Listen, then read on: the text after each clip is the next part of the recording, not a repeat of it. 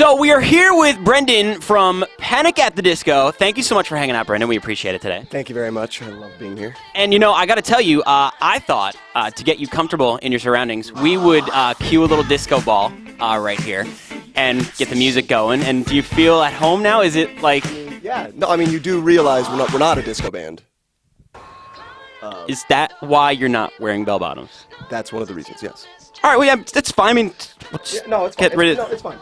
I'm just going to drop these questions then, because we don't want to talk about... Well, no, thanks for talking with me. The new single, Miss Jackson, Yes. featuring Lolo. Yeah. Tell us a little bit about that. That song was a true story about something I went through. And I didn't want to use the girl's real name, so I came up with... It's Janet Jackson, isn't it? Or LaToya. It might have been LaToya. Full disclosure, there we go.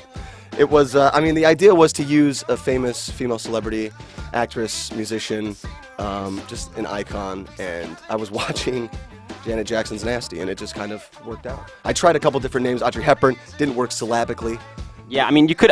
Cyrus. Yeah. Like a... It wouldn't have really worked. You know, actually, speaking of change, I wanted to talk to you about this. It's a serious issue. Okay.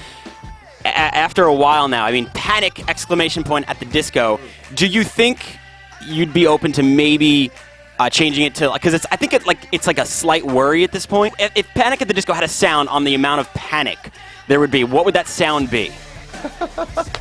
Panic! That's pretty good. Yeah. Anxiety at the coffee shop, we could do a lot of different stuff. What would that look like?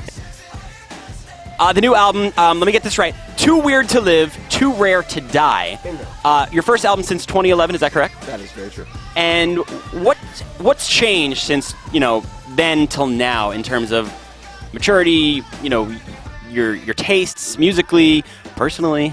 We'll talk about that in a minute. Quite a bit has changed, actually, in the last, 2 years.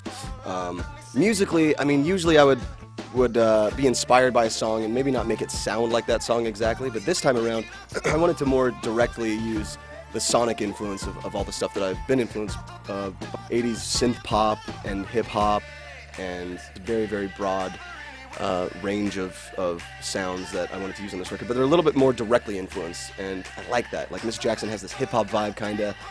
This Is Gospel has kind of an 80s anthemic vibe, which I love. I love that stuff. One of your favorite tracks on the album, from what I understand, is This Is Gospel. Yes. Where did the inspiration come from for that song?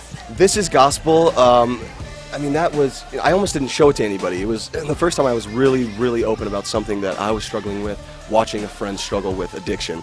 And it was about Spencer, and I, you know, over the past 5-6 years, just watching him struggle with this thing that was plaguing his existence, basically. Exactly how I felt, you know. I was afraid of what might happen personally with our relationship as friends and also with the band.